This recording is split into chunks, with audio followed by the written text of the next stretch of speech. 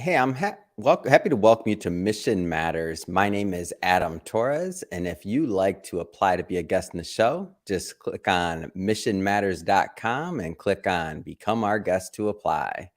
All right, so I am very thrilled to have Kanar Vora on the line today, and to announce that Kanar Vora, you are officially a published author with Mission Matters. Hey, I just want to say congrats, and I'm so happy to have released the book with you. So thank you for coming on. Thank you so much for having me, Adam. All right. So for those that have not maybe caught some of the previous work that Kanar and I have done before, Kanar is a senior manager in software development over at Amazon. He's done a lot of great work. And in terms of his chapter, his book content, from good worker to great manager, great title for one. For two, I think it's a great topic that I'm happy to shed light on. So Kanar, before we get into the book, before we get into what you're doing at Amazon and overall some of your vision we're recording this at the end of 2022 for everybody listening, going into 2023. But before we get into all that, Kanar, you know the drill. We're going to start this episode the way that we start them all, with our Mission Matters Minute. So Kanar, we at Mission Matters, we amplify stories for entrepreneurs, executives, and experts. That's our mission. Kanar, what mission matters to you? The mission that matters to me, Adam, is to take good engineers and make them into great managers, right? This has been my personal journey, so it's been much more easier for me to relate into. And I do see the same kind of model and concept applied to any individual contributor. They can be from different industries and different domains. But I feel like tech has become something big. When I graduated, I'd never really saw tech becoming that big, but we've seen how the journeys come on along for tech. And the role of a manager to get work done through others has also become pretty significant. So that's my mission, is to really help engineers become great managers. It's awesome, and great having you back on.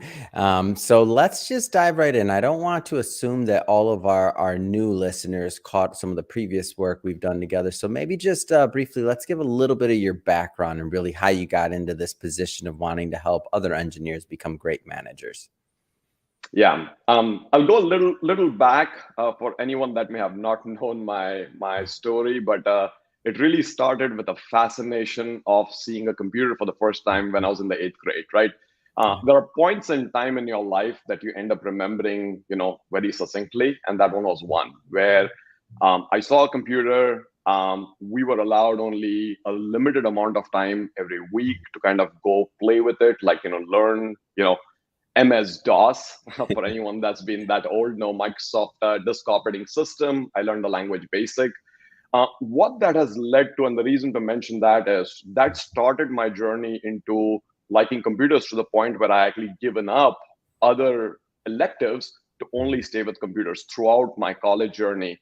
Now, a sequence of things happened that led, along with the internet wave that came in the, I would say, the mid 90s, the 95 when the wave came in. That coupled with that, I think the tech boom just kind of started. I was very fortunate to have caught that.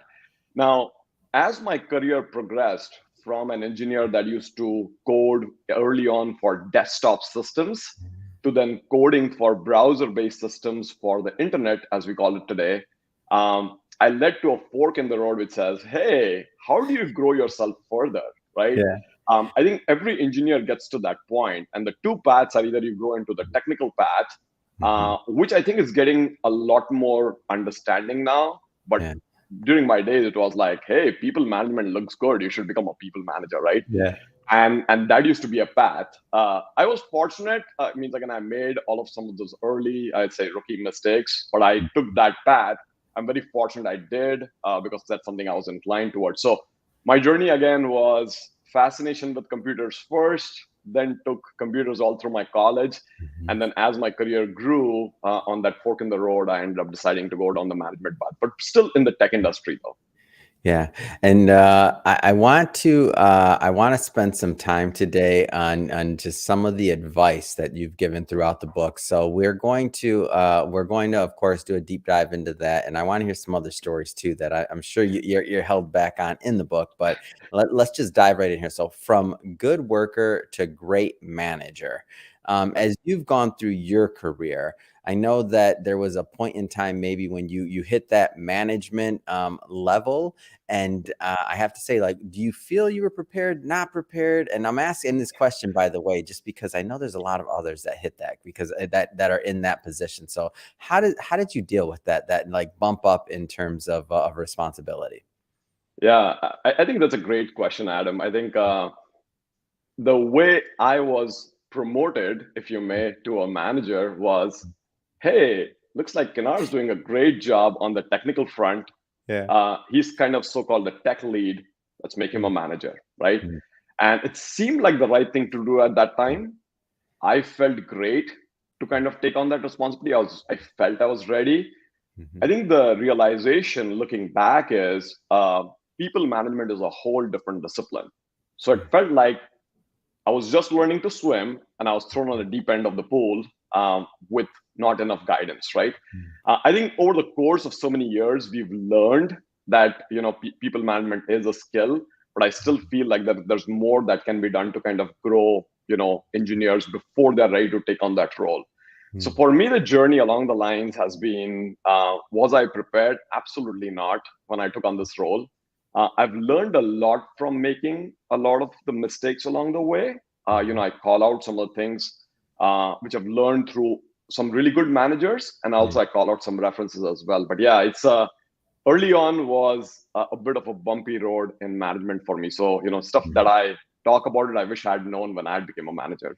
Yeah, and I asked that question and not to pick on you because that's the just because I know there's a lot of individuals that'll watch this and they're like, "That's what happened to me." Like people can relate, right? Like that's the Yeah, way many people are, especially.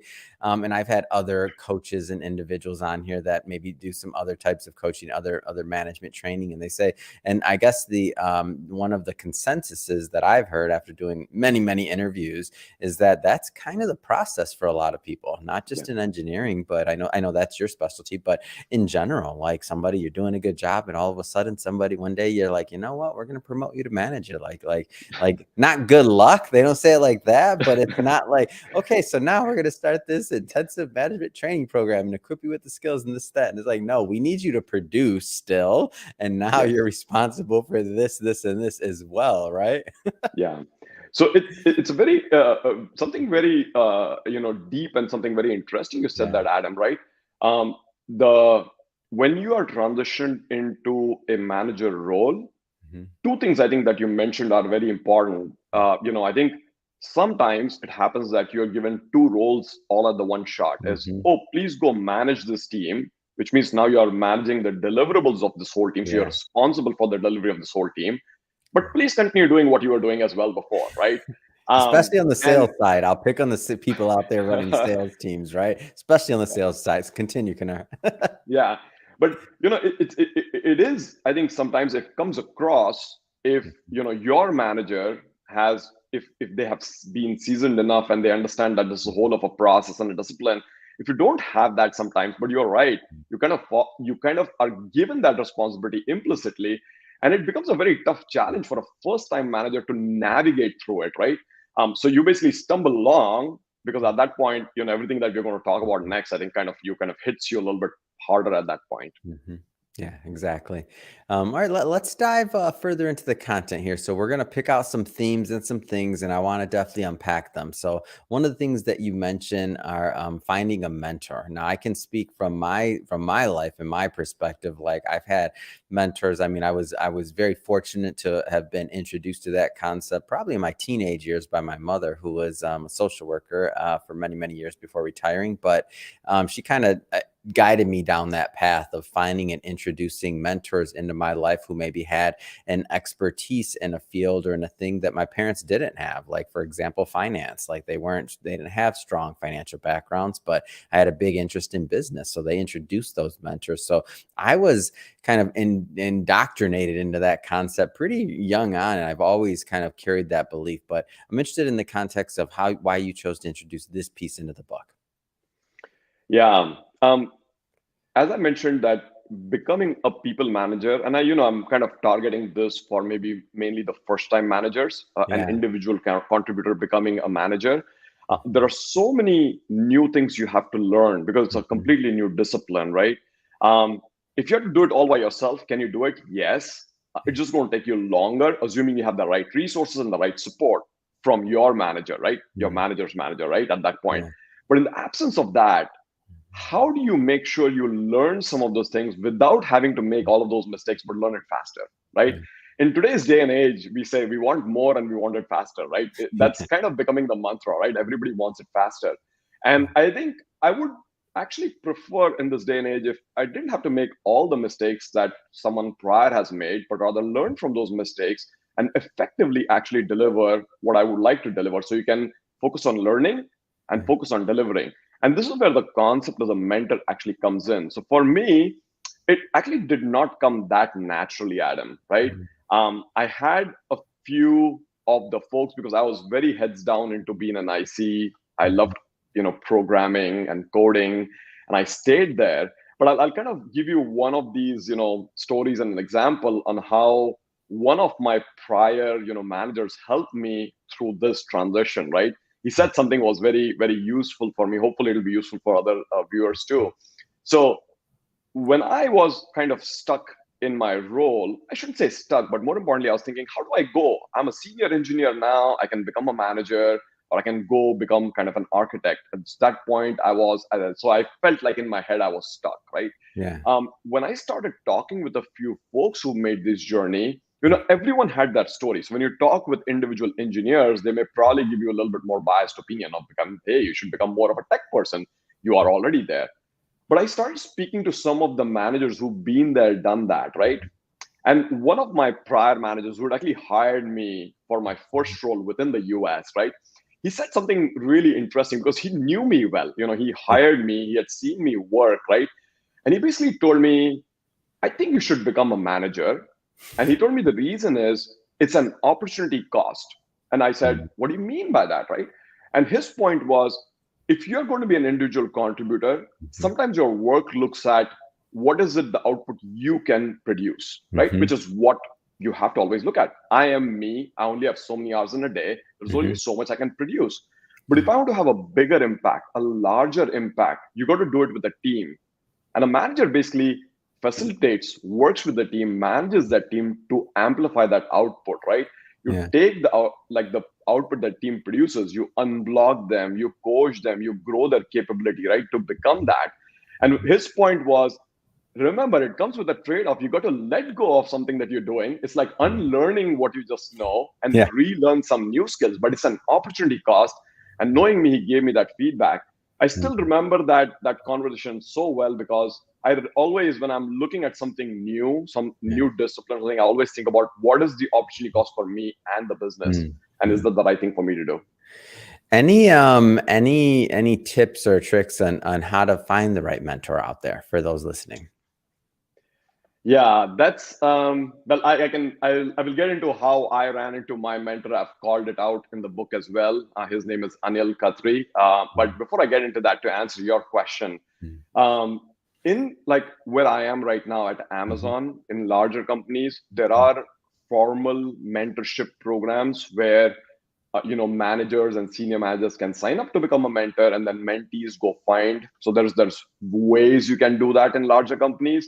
In smaller companies, if you don't have that, I would say you should talk to your network and figure out if someone who knows you well enough. A mentor and a mentee relationship is very unique, right?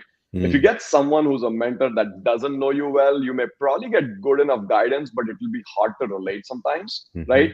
So you got to find that right balance where they know you well enough so that the advice that you're getting is kind of a little bit more tailored, right? So that would be another. And the third would be really reaching out through networks like LinkedIn and others that you can probably find some as well. Yeah, it's great. I want to jump around a bit here because there's some other themes that I definitely want to address that you brought up in the book. One of them being now you have a new challenge, time. You have a new thing to manage. So not just your employees, but time. So tell me a little bit more about your discovery on that side of things. So maybe the question is, how do you manage your time as a manager, right? Or at least if you're becoming a first-time manager even. By the way, it's true even if you're a seasoned manager, right? Mm-hmm. So the way I'll start off is when you become a manager, one of your primary responsibility is unblocking your team, right? Because remember, the primary goal is not delivering through others as opposed to you delivering. Yeah. So if your team is blocked on something, your overall productivity could be blocked by significantly more than just your own productivity. So you got to do that. Now, at that point, what happens is, early in my career, I felt like I was doing like 1,000 things at the same time, right? Yeah. Everyone's coming to me, asking me questions, asking me to unblock. It could be related to a specific, code that they're writing. It could be about a product and all of that stuff.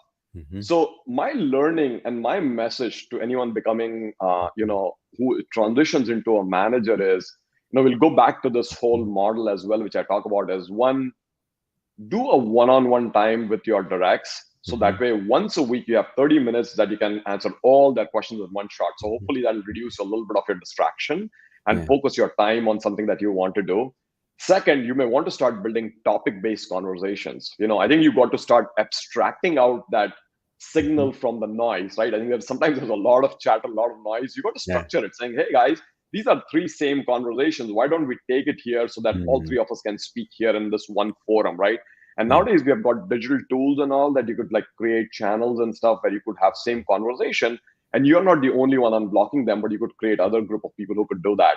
But I think the trick comes down to is once you have all of these efficiencies and kind of these processes in place, you still got to find time for yourself and your work, right?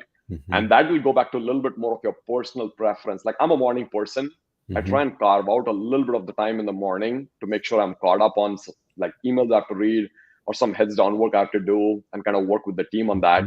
And everyone will have to kind of define that mechanism too. But yeah, it starts to get a little bit more challenging when you transition from IC to a manager and managing your time. Yeah, I can see that. And that skill set it's not intuitive. I mean, it's not for anybody listening to this, like different. I like that you said that you carve out the time where you want, but people have to find their own cadence, right? Like there's not a one size fits all for this, or am I off? Yeah, that's true. That's very true. So one thing that you talk about and one of the concepts is you have a kind of a specific process. And I know we've talked a little bit about it, but I do want to kind of encapsulate this a bit. So you have a 4-step process. Maybe give us an overview of that. Yeah. So before I jump into that process, I also want to call out that these are the 4 behaviors that are expected of a manager, and I've listed out in the book. I'll call it out here as well. The material that I learned from is called manager-tools.com. There's a fascinating resource, and what I've really liked about them is it's actionable management feedback. Until I actually found that resource, I felt like management was a little bit more, oh, you like this, you should do this. I think this is a best practice, but I never knew a management advice could be very actionable too. So there's a very actionable feedback there on advice there. So the 4 behaviors, right, that are expected of a manager, and the earlier the better you can operate is. The first one is to get to know your people, which is by doing one-on-ones, weekly one-on-ones. Second one is to provide continuous and ongoing feedback, which helps improve future behaviors for your directs. Then it's coaching, and then it's delegation, right? Those are the 4 models. Now, if you are kind of getting into people management for the first time, I generally coach my managers who are new to saying, do the first 2. That's going to be the most effective. If you truly get to know your people and you do the one-on-ones, that's a great way to start building relationships. And building stronger relationships, build trust. So just to give a little nuanced view on that one, right? The one-on-ones has become a cliche in the industry now. You talk to anyone and everyone says, yes, you have to have a one-on-one, right? I think there are some fundamental principles of a one-on-one I wish more people knew. I think a lot of people know, but still more people knew is the one-on-ones is never for the manager. It's actually for your direct, right? It's for your direct to get your time and attention. So you're not focused on anything else except give them that time, right? Mm-hmm. And when you give that undivided attention and you truly show that you care, that's when actually the big change happens. That's where the trust gets built. I feel like in this virtual world with pandemic, I realized that turned out to be even more important to be able to do that because we are virtual. When we met in person, there was still some in-person interaction we could do. Now, and then the second one, which I will briefly touch on before I can give you like maybe a story or two on those, how I've learned that as well is feedback. When we talk about feedback, the first impression for a manager that comes out is, oh, I just have to give a negative feedback or something that's not good.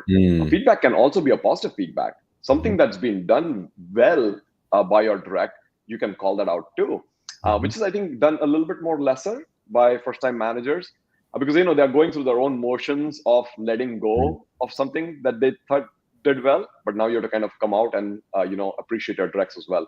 Yeah. So feedback and one-on-ones are kind of the heart of it, and then coaching and delegations as follows as well.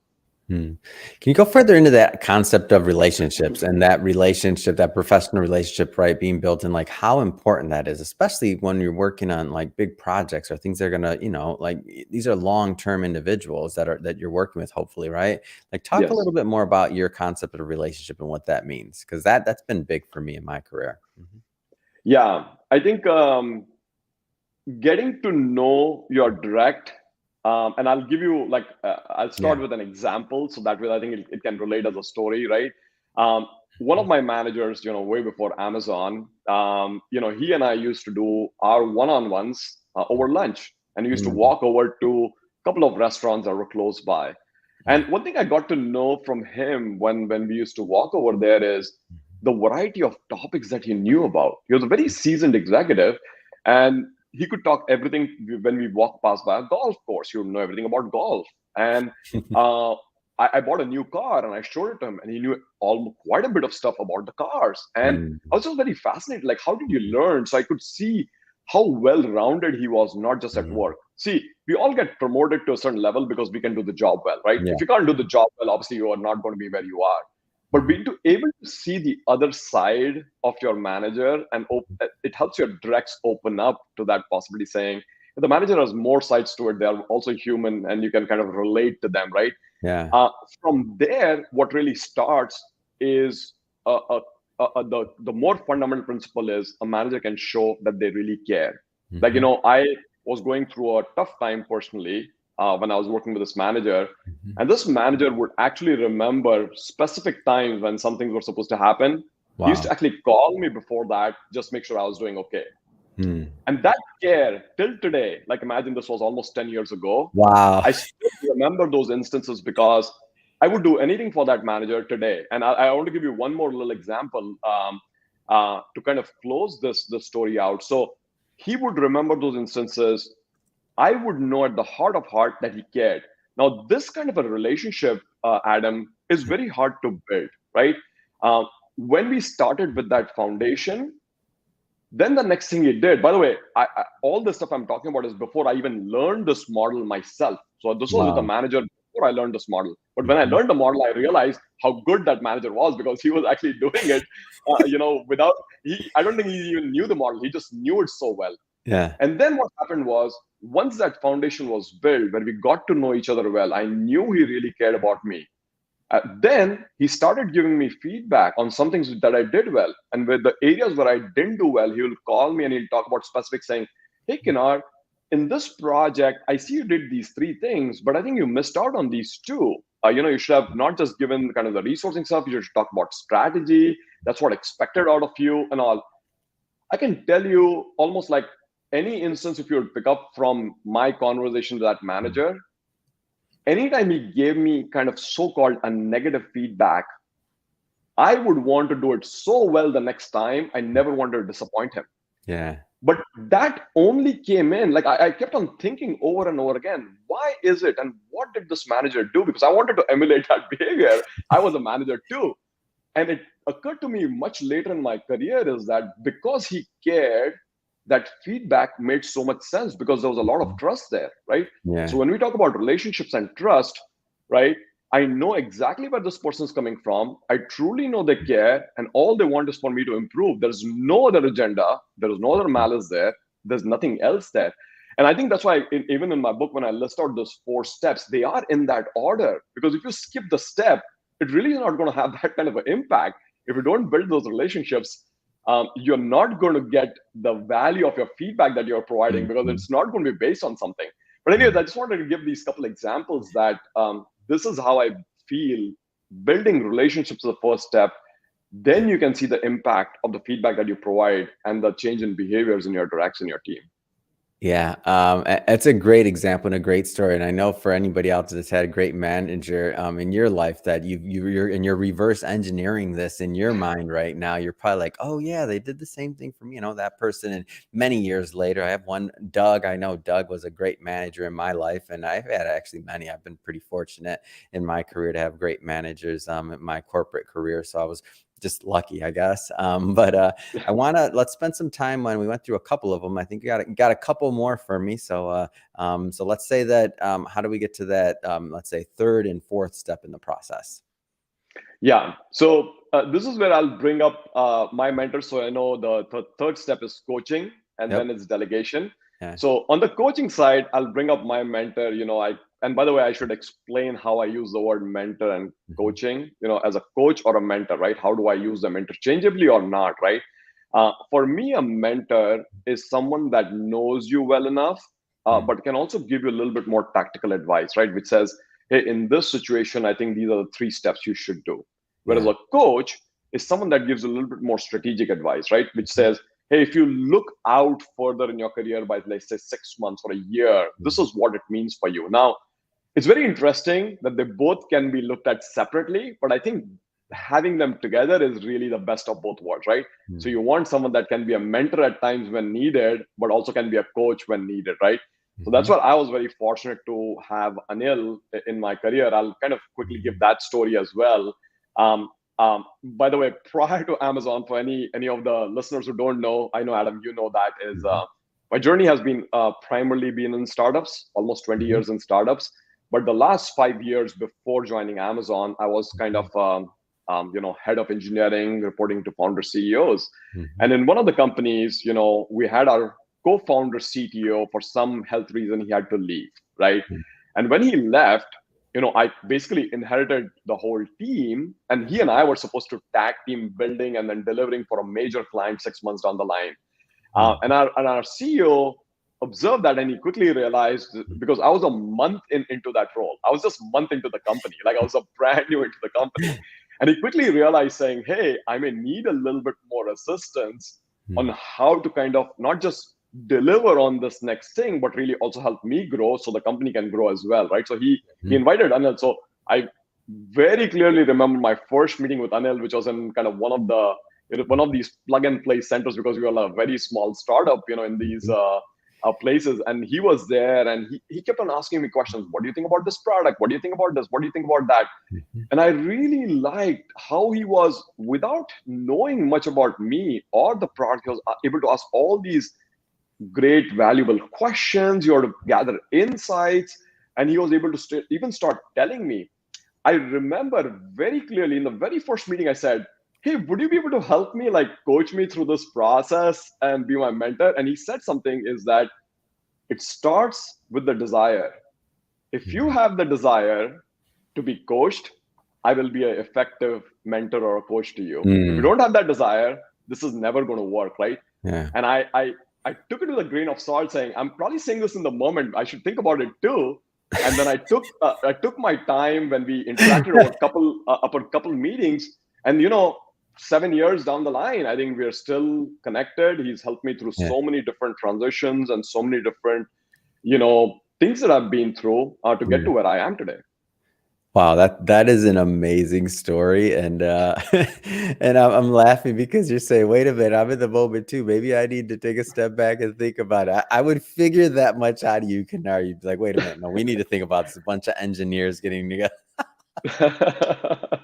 It's a It's you classic. know, I love it. It's good. It's yeah, you because it also shows your thought process, right? And how much you yeah, care and how methodical and like the individuals. And I think on the mentor side of things too, for those out there that, will serve as mentors for others, like that was really gold, what you said. It has to start with the desire. And I know that was given to you by your mentor, but I would challenge, especially individuals that maybe don't have quite as much structured mentorship like a great company like Amazon provides, right? Like some that are out there looking, like it is a relationship all in its own, right?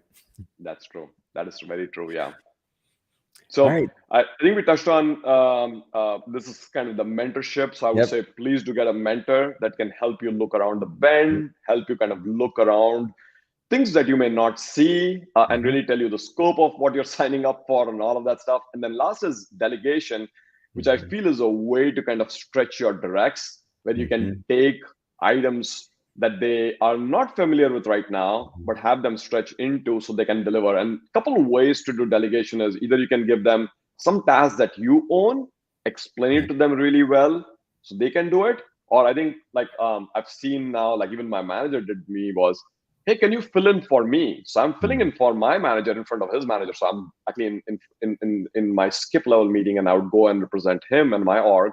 And that way you can learn a lot because you see what they are seeing on that topic, and you kind of learn, you come back and you grow. So again, coaching and delegations are the next steps where you help your direct get to the next level. The first two are to really make sure you get the most out of them. The Mhm. next two steps are really to help them grow into the next level. So I want to also I want to spend some time that we have left here on one of the other points that you made, and this is a big one. I think as for the first time manager, but I don't even know. I'd say for the middle manager, I'd say for the sometimes even the C-level exec, and that is really the idea of imposter syndrome and how that can kind of creep or rear its head into the equation. Like, what's been your experience with that piece? Because I thought it was interesting that you chose to include it.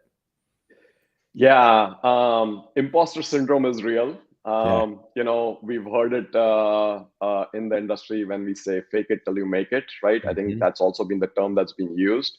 Yeah. Um, I would say rather than running away from it, which is kind of the first, you know, fight or flight feeling that we all get as managers sometimes saying, this is true or this is not true. I think we should all take a moment and absorb it, saying, this is a feeling I have. It's Mhm. okay to have that feeling, right? Mhm. Again, I've learned it through my journey. That's one big message if I had to give first time managers, that's one I would give.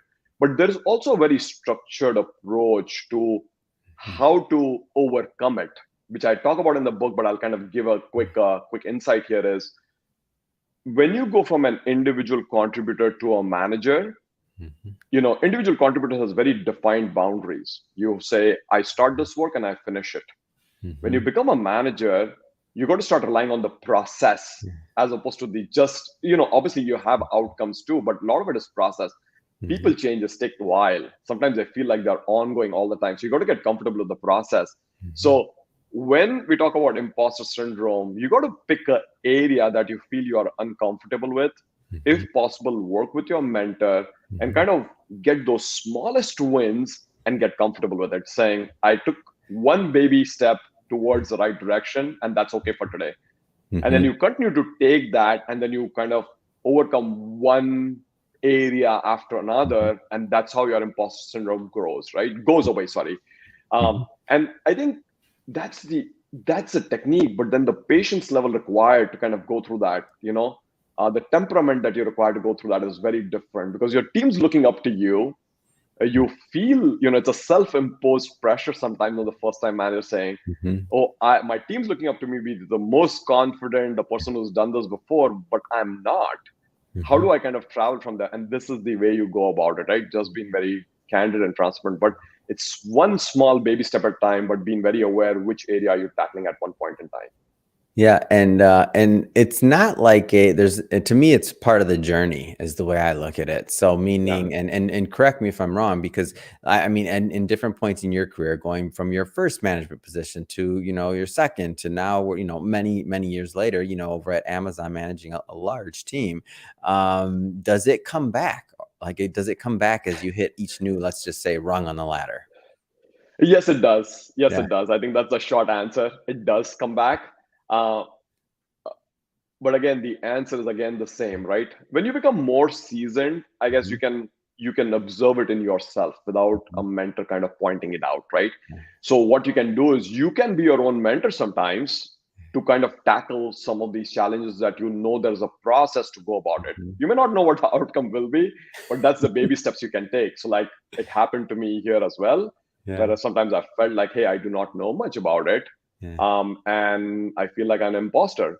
But Yeah. again, the way I do it is I break down that problem to make sure I have a good understanding. If not, I go talk to all the experts, and then I put very small milestones, either working with my manager or with Mhm. my mentors and saying, hey, is this the right goal to Yeah. achieve? Will that get me to where I want to really? Right. And that process also leads to getting clarifying Yeah. your thoughts. Like, is this really the thing you want to shoot for? Mhm. Let's talk about it. Right. So you clarify your goals and then you take steps towards that. But yeah, it happens. It's real. I've spoken to enough executives at Amazon and outside that this is real. But I think the steps and the journey, I think, remain the same though. Yeah. Yeah, I see it, and the reason why I asked that question, and the reason why even when we started the conversation on this section, I'm like, I people get into the CEO seat for the first time, right? And they and they're like, they work their way up and, different companies, startups or whatever, they start their own company. Like, there's different ways of seeing this issue, but the good part about what I like and what you propose in the book is you proposed a method, right? And then you can keep reapplying that method in your life as you hit different rungs in the ladder, as I mentioned. So I think it's That's right. awesome. So I want to spend a little bit of time talking about. I know you talked a lot about the tools and things that you've created, and obviously the book, of course. And I want everybody that's watching this, go pick up a copy of that. There's a link to it in the show notes, so don't forget that part. But I want to talk a little bit more about like your career and like your plans for the future. I know you're with a great company, Amazon. Anything you care to talk about that's on your vision for, let's just say, 2023 and going forward? Yeah. So I've been at Amazon now for about 2.5 years and Hmm. counting. So this is, I think I mentioned, prior career has been all in startups. Mhm. A little fun fact here is that most of my prior companies, my parents couldn't even remember the name for which companies I worked for. At least now they know which company I at least worked for, which is kind of a See that, good mom thing and to dad? have. So finally they feel like, oh, so you're working for a good company now. That's how they would frame it again, different Of generation, right? course. They're parents, they But have to. yeah, they're very proud, which actually makes me Mhm. feel good too. Over here, we build, it was a confidential project, but we've already launched a product called Buy with Prime. Mhm. And, very excited for what this product can do. Mhm. Obviously, I'm working on something really cool and special. So Mhm. wait for it to get launched. I cannot talk about it here. I So knew, for but I 20, was trying. I'm a big Amazon fan. You can't blame me for trying, Kanar, come on. yeah, I know, but Amazon is customer obsessed, and Mhm. I really like that part, right? Yeah. When you grow in your career, you kind of start realizing, starting being customer obsessed and working backwards from there, how much benefit it provides you because you actually end up working on the right thing. So Yeah. the great team that we have here, I believe the product is pretty powerful. It's a lot of it is in the news. You can read. So 2023 for me is to go continue build on that success, Mhm. help the program get even further Mhm. heights, grow it further. Mhm. As far as my passion Yeah. on mentoring and growing engineers, I still do that at Amazon and even outside. There are, as time permits, I do that, but it's very satisfying for me that I still continue to do that. So in the future, I don't know, 5 years down the line or something like that, we'll have to see how I'm able to take this passion further. But for Mhm. now, it's Amazon, growing at Amazon, and Yeah. the initiative we have, along with keeping a little bit of that time to continue to grow this Yeah. passion that I have. Yeah, I think it's great, and the way, and I see, and in my experience, a lot of the great programs out there, and I know there's many different things that you can explore, whether it's public speaking on the topic, whether it's coaching programs, whether it's like a lot of different things. I think it's interesting, and as people take their expertise in corporate America and they help people do things as well on the side and take their time, over and above, which takes time and resources and effort to help others, even when it's not necessarily at their corporate career side of things, because that's a whole nother thing to accomplish. But I think it's interesting. I'm a big fan of your topic, and also the brand that you're building around it, really helping engineers go from individual contributors to great managers. I think it's a great, one of the reasons I was thrilled to publish it, the content, by the way, is just because I see the long-term possibilities of the brand, what you're doing, and the huge need for it in the market. And the fact that you get to synthesize that information, put it together, put it in things like the book that we released together. I mean, I just think it's amazing, and wish you much more continued success with it and building that brand. But that being said, Kanar, as people are watching this and moved by your message and want to connect, I mean, what's the best way for people to connect and to follow your journey?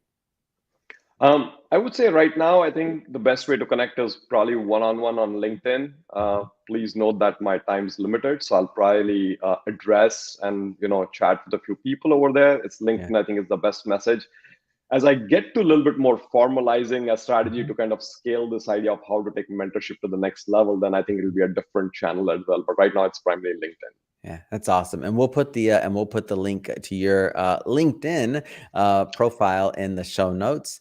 And to the audience that are tuning in, just want to say, hey, thank you for tuning in. I hope you got a lot of value out of this. I hope you learned a lot from Kanar. I sure did, and will continue to learn from Kanar.